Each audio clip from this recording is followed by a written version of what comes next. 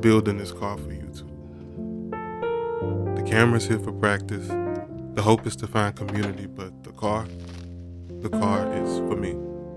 Let me explain. I'm not new to YouTube either. I'm an artist, one that has always yearned to be an active part of the communities that I'm so passionate about. But I've always struggled because I'm an introvert.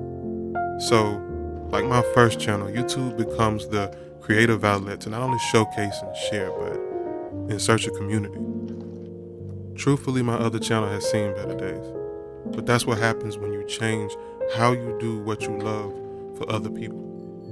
I won't make that same mistake this time. Between my other channel, weddings, events, interviews, and whatever else, I've spent a lot of time behind the camera. So when I say the camera is here for practice, it's true.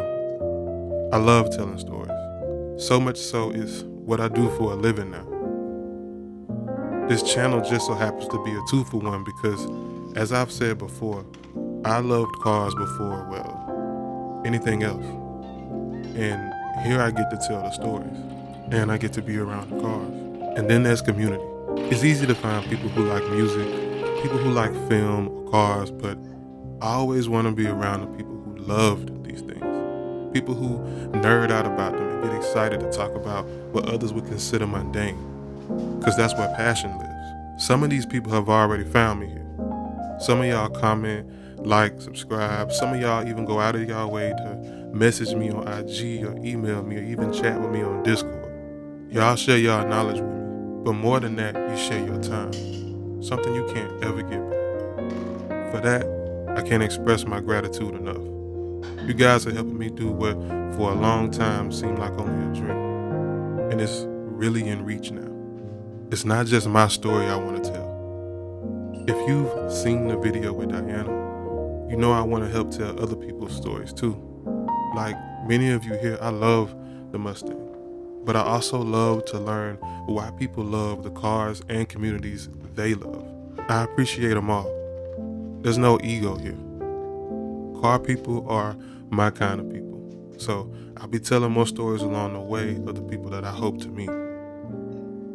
As for this car, I actually need a new daily in real life, not for YouTube. This is probably the most ill-advised way to obtain one because it's definitely better options, but love and logic have never been a package deal, have they? But we got a new engine now.